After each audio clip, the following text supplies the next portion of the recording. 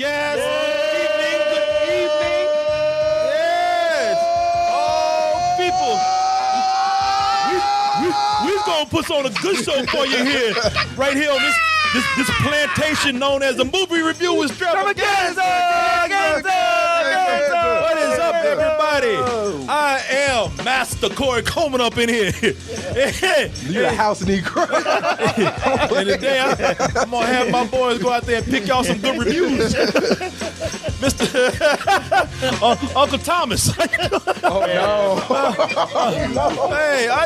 man, I put that boss on there. What's wrong?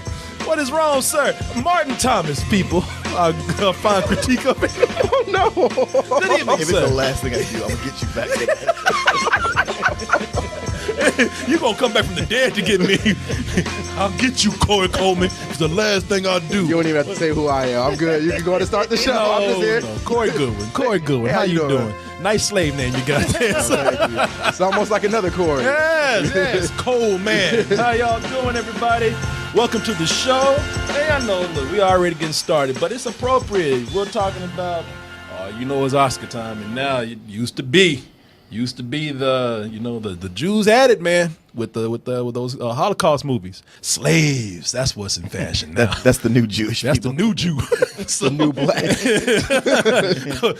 What'd you say? Black is the new black. Is the new black. Slave is the new black. No, that shit's been around for a long time. But we're talking about the very, very controversial movie right now, The Birth of a Nation. Don't say Birth of a Nation because that's that racist white one right there. You know, that's the one that's from 1915 where they talk about how the Klan was triumphantly formed to save the nation from all those rogue black people who were just freed, tearing up the country.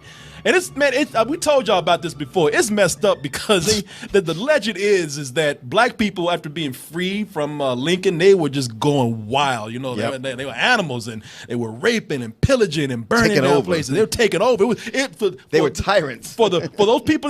This is the original Planet of the Apes for some people right Yeah, here. exactly. And what happened was, this is so stupid. But some courageous Klan members came and straightened him out. But here's how the Klan got formed. So while the black people going crazy trying to kill just, law-abiding good white folk, there was some sheets on some laundry sheets on a line, and the wind blew them off, and black people something, oh, Lord, I got to get out of here. That's a ghost. And the Klan said, aha, they're scared of sheets. It's the same origin as Batman. Really? So the Klan are actually superheroes. They're the original Justice League, if you will. Oh. So they all got together with their sheets on their horses and chased all those crazy black people away and saved the country. And even back then. Now we're talking about 1915, even 1915. Not just black people, some white people. Even back then, they said, damn, D.W. Griffith, the director's like, man, that's kind of fucked up. Did they? I just thought everybody was like, oh, this is awesome. It was so messed up at that time. Some people just kind of like, man, it's the best adventure comedy I've ever seen. But a lot of people just kind of like, yeah, while I secretly agree with you, we're trying to come together as a nation. This is not I didn't know what the climate was, because what I know about this movie is that a good 10 years of us, when we first start reviewing movies, and you sit there and they show a screen with trivia, and would always have a big poster for this movie up there and talk about all the awards it won for cinematography and how it was a breakthrough. Well, it was a breakthrough. It was a breakthrough in editing. It was a breakthrough in cinematography. But what happened was a lot of people, there was a sort of backlash, and the director felt so bad about it that he actually made a movie called Tolerance. Really? That was like, it was like 5 hours long. Oh, no. It was Man, I'm glad you told me about this, because I always thought, I know he's dead, but if I ever find this dude, I will beat the shit out of him. No, man, he did it. He made a 5-hour apology for this movie. Oh, okay. Now, Tolerance. How you gonna tolerate watching 5 hours of this movie? Or maybe it was called Intolerance. I don't know. But it was about a history of intolerance throughout mankind. But anyway, sitting there watching this film like, oh my God, what have I done? Yeah. What have I done? But I'm going to go ahead and show you now what we have here. We have The Birth of a Nation, and this is sort of the anti-Birth of a Nation right here. This is sort of the same premise, except more true to history. This is about Nat Turner, who it was 1831, He went through and killed about 55 to 65 white people in a rebellion that took place in Southampton County in Virginia. And we've learned about this in in our school books. It is one of the things that they will tell you about, slave history. Most of them won't. But I had it in my book. I didn't have it in mine at all. I didn't find about this till much later. Yeah, well, I'm 10 years younger than you, so we got the edited edition. So He didn't find out about it either. oh, you just went to a shitty school, but but with this right here, it's controversial not because of some of the things that have come up about Nat Turner later, but also some of the things that have come up about the director, Nate Parker. We'll touch on that in just a little bit, but let's go ahead and take a look at a little bit of the trailer for The Birth of a Nation. You're waiting on us. We will rise.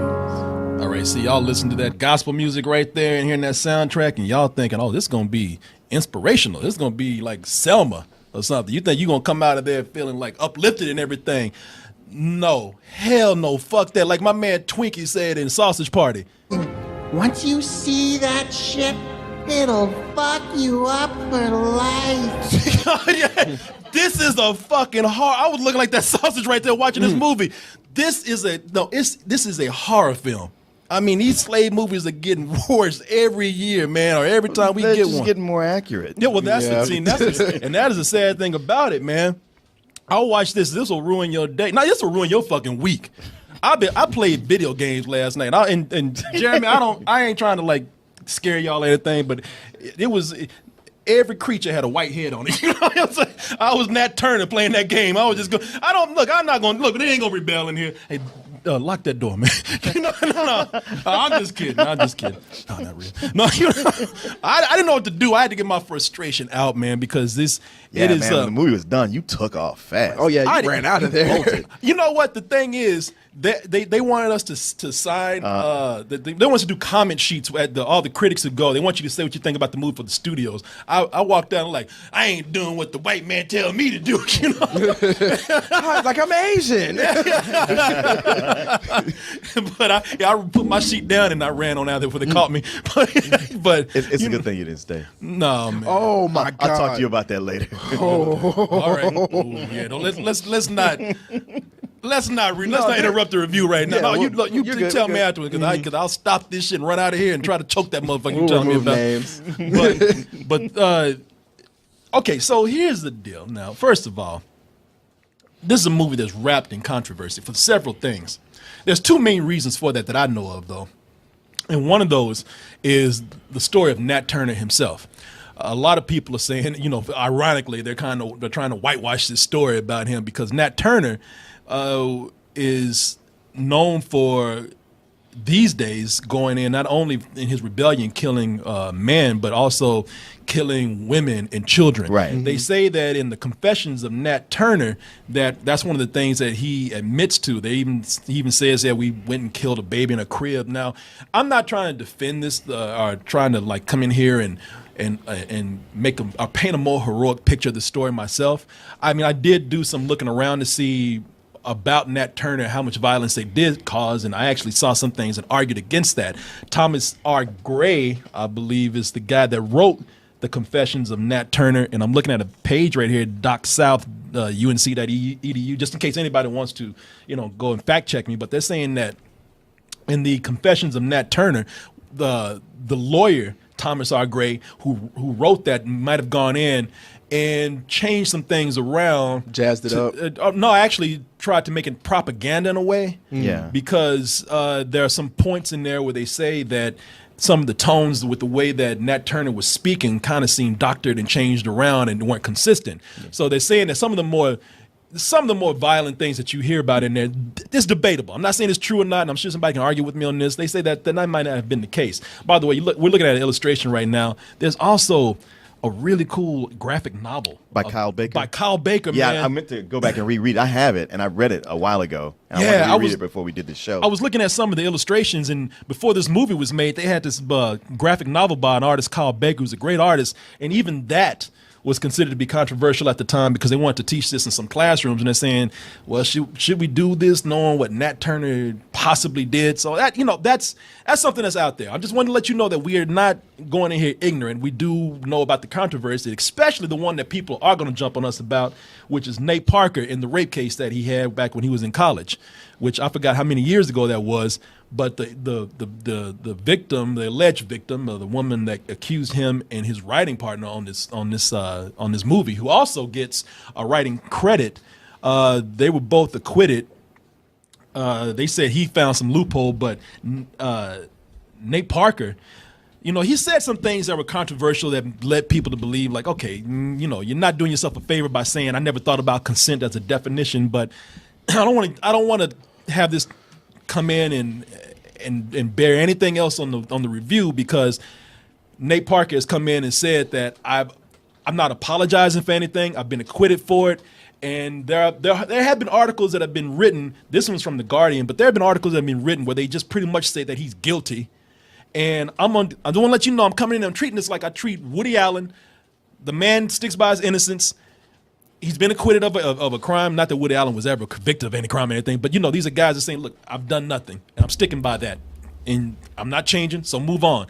I'm not going to sit up here and try to convict somebody just because that's the, socially. I mean, unless you're a lawyer, you got some evidence that nobody else knows. Exactly. And because we don't know the details. So nobody can say anything. And I'm not going to go in and try to, judge this man myself if he's sticking by his innocence. So got that out the way. So just in case anybody wants to come in and bring that up, we are fully aware, and that's all I have to say about it. As far as the movie goes, this is the one where, like Martin was saying, man, every movie gets more detailed because more violence is revealed about how barbaric slavery was, and how and this is the movie that really shows. And believe it or not, out of all the slave movies that we've seen, this is one that shows like, wow, man, America, especially the South, that was a fucking medieval chamber of horrors, man. Yeah, and the thing about it is, this movie somehow was able to be more brutal with showing less. Like, I remember with 12 Years a Slave, it just showed like every beating, every whip, everything that happened to the slaves. But in this one,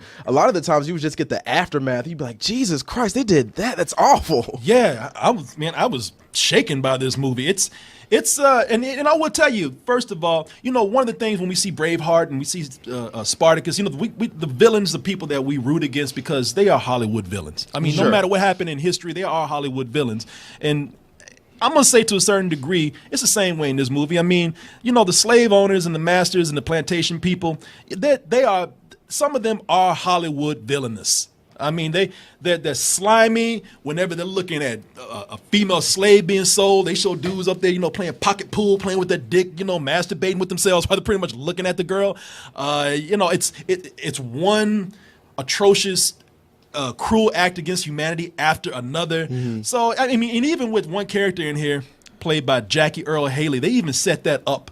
Like, the hero and the villain having that big standoff. Right. These two are going to have to they're going to have to head to head at some point. Yeah, it's some Luke Skywalker, Darth Vader shit going Diego on. Montoya stuff. Yeah. Especially when Jackie Earl Haley said, I'm your dad, Nat Turner, But,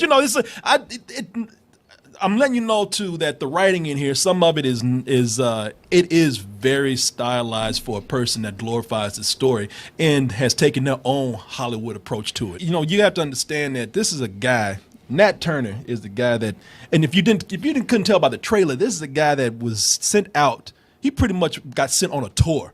He got booked for a tour that he didn't want to even go on. It was like the Submit to Your Master tour. A Calm the Niggers Down tour. Yeah, exactly. They had dates and arenas planned to sit. We sold out Phillips Arena, baby. We made it. They were selling T-shirts and shit. Calm your nigga right here. Calm your nigga by getting him this nice T-shirt right here. It was in. With him, it's a movie where, with that tour that he was doing, he might as well have been on a Vietnam tour, man, because it gave him PTSD to see the things that he had seen. Like Armie Hammer, which I will show you in this clip right here. was a kind master until that society. He was a product of his society. You know, it got to a point where he was pushed to be what everybody else was, even though he's trying to be like he was horrified by some of the things that he saw. But if you fucking with his money, he's like, hey, I don't give a shit. Your wife better put out some slave ass for these masters right here. You know, he didn't care. And Nat Turner is a guy that is suffering from PTSD. Yeah. This is a guy that he was being treated well by his master, put him in a state of shock when he had to go out and see the real cruelty that was going on top of the cruelty that he already seen. You know, being treated like pets, slaves being given to their children like animals. This was a guy that just couldn't take it anymore.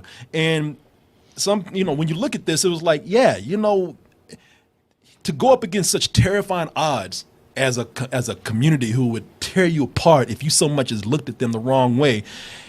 It enhances Nate Parker's performance because you can see how this guy just slowly had to build up this tension that was growing in him, all this anger that was growing in him, all this sadness that was growing into the point to where he just snapped. For what was before not going to be very believable, Nate Parker was able to have that proper build-up to make it seem like it was very believable when they reached that point. Been good to you. My whole family has. Beware of false prophets who come dressed in sheep's clothing, but inwardly are ravening wolves. Now, of course, he got his ass whooped for that little sermon right there. Yeah. Well, you knew that was just raise your voice at me? Yeah. You can't talk to the mayor of Halloween Town like that. As a dude dressed up like he's straight out of Nightmare Before Christmas. He showed up for a Tim Burton movie. La la la, yeah. la la la, la la la la, whooping his ass. La la la. Get your ass nice and whooped. By the way, a lot of people going to talk about. They're talking about Nate Parker's performance in this, but Armie Hammer, man, he's great in the film because, like you said, Martin, this is a guy that showed that he had compassion at one time. You know how he was only pushed into being the person that he is later on. I mean, he was kind of losing everything, and it was a situation of, look, man, it's either you or me, and they ain't gonna lynch my ass. Yeah, they did a good job of not portraying him as like a white knight the way they did Benedict Cumberbatch in 12 Years a Slave. Like, I want to keep you here, but I got to send you away. But he was even. I mean, I don't know. I felt the same way with him, where it's like, yeah, he wanted to do the right thing, but ultimately he was just weak. The thing, what I hate about that though is that I got another one on my list now. I Someone's joining Fassbender. I just got over Fassbender, man. I just made up with Fassbender. I looked at this movie and I was like, man, why y'all do that? I like Armie Hammer, man. I like this dude. Now, if I see, what's that? I thought that was No, he might as well be. So, when they get that racist facial hair, they all kind of same after a while. They were both hitting the bottle pretty heavy. They were both drunk. When you get that drunk racism going on, they kind of both look the same. But I looked at this and I said, man, I like Armie Hammer, man, but I better not ever see this motherfucker on the street. At least not for the next 6 months or so. Even Armie Hammer got to that point where it's one thing to be shitty right from the beginning. Yeah. Like Michael Fassbender, you knew right from the beginning. Like he was sitting up there drinking. He would just yell out, nigga! He was like, what's wrong with him? Is he talking to somebody? He would ask for alcohol that way. I have another bottle of nigga.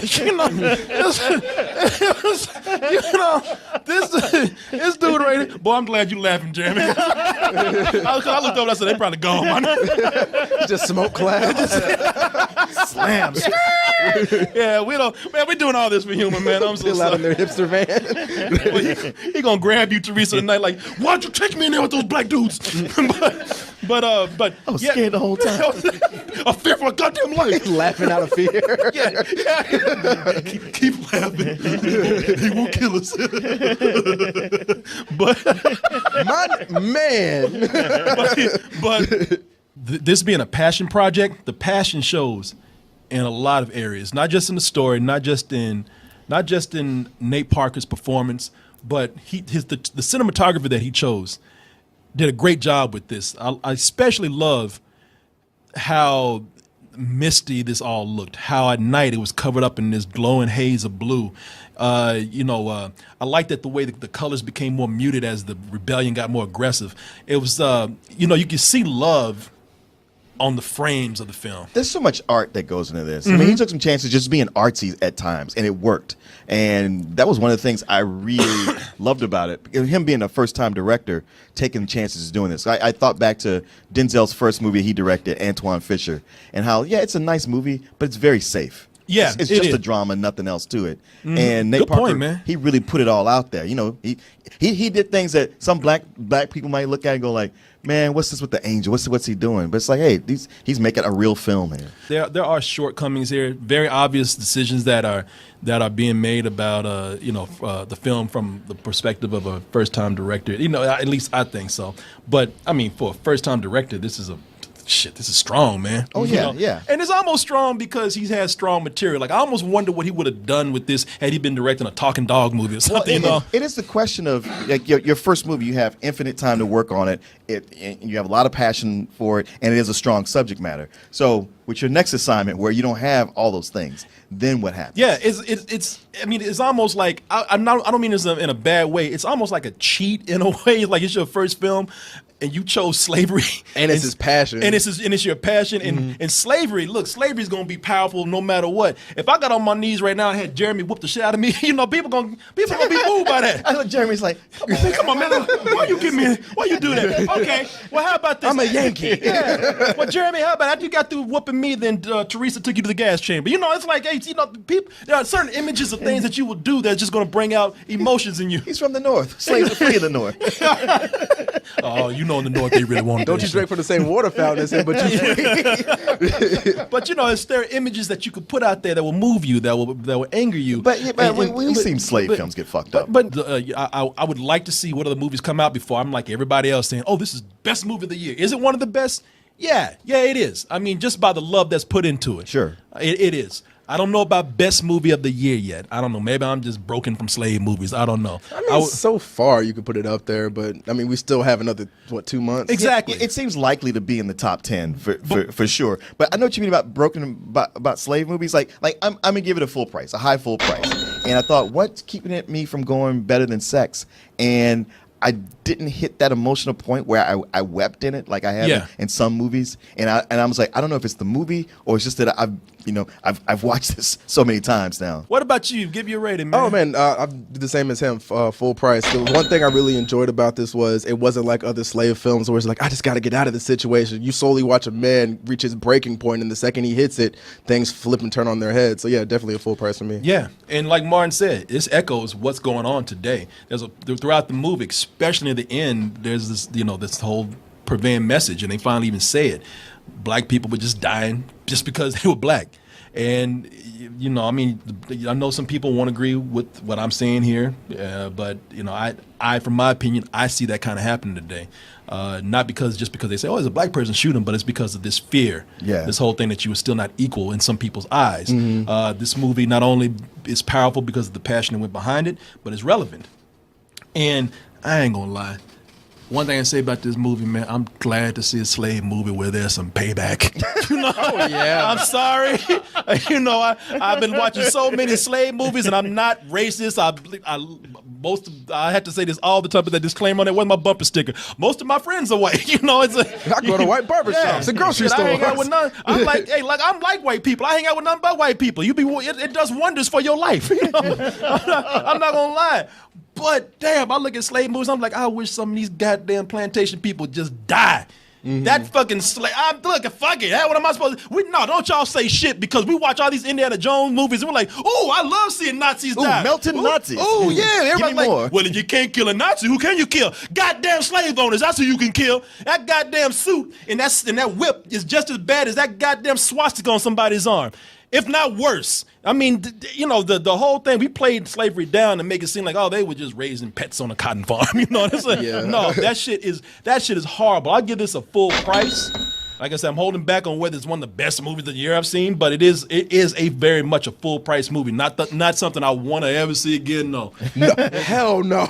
Yeah, that's the one thing with 12 Years a Slave. It shook me up, but I've watched it a few times since then because there's just so much about it. And this was just one of those like, that's a one and done. I'm good. Yeah, man. I don't need to see another slave movie for a good 3-4 years because with the way they're going now, the pattern, what they're revealing, the next shit's gonna be. It really is gonna be a horror movie, man. It's just gonna be released from Blumhouse Pictures. The next Slave movie is gonna, Isn't it? Was it Get Out or whatever that movie? Oh yeah, shit. The next Slave movie is gonna be Negroes going back in time with a camera. It's gonna be a found footage horror movie, man. I'm done. I can't do it.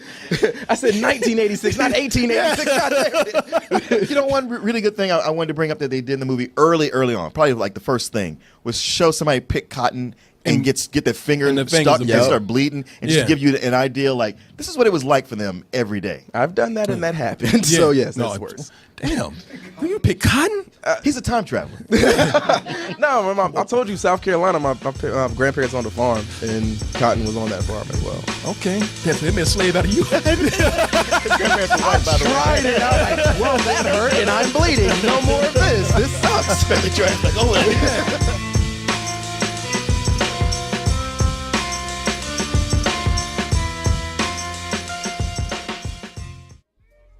Gamefly brings to your house, to you, over 8,000 new releases and classics that are available to rent, or you can buy them for almost every system out there, current and some old systems. Like I said, man, I've been trying to put my GameCube back to work for years. Gamefly has given me an excuse to do that. And you could even try 30 days for free by typing in gameflyoffer.com/double toasted. And when you do that, you'll get 30 days for free of games and movies. Get all those things, all of them at once. Just stay in the house. Don't go nowhere because they're all going to get brought right to your mailbox. You can also bring the element of surprise every month to your home in the form of a Loot Crate mystery box. In that box, I can't tell you what it is, but I can guarantee you it is the best in geek and gaming gear. Some people say it's like having Comic-Con brought right to your home. You don't have to leave the house for nothing. You're getting all kind of stuff. And everybody likes a little surprise every month. Just a little bit. And here's another surprise for you. You know, if you go to our link, trylootcrate.com/double toasted, and you type in bridge 10, that's the word bridge and the number 10, you can get 10% off, a 10% discount on your first crate. How's that for a surprise right there? Loot Crate, bring the mystery and the surprise to your mailbox once a month with Loot Crate. Hey everyone, thanks for watching, and be sure to subscribe to our channel and go over to our home, doubletoasted.com, for more videos and live streams. And remember, stay toasty.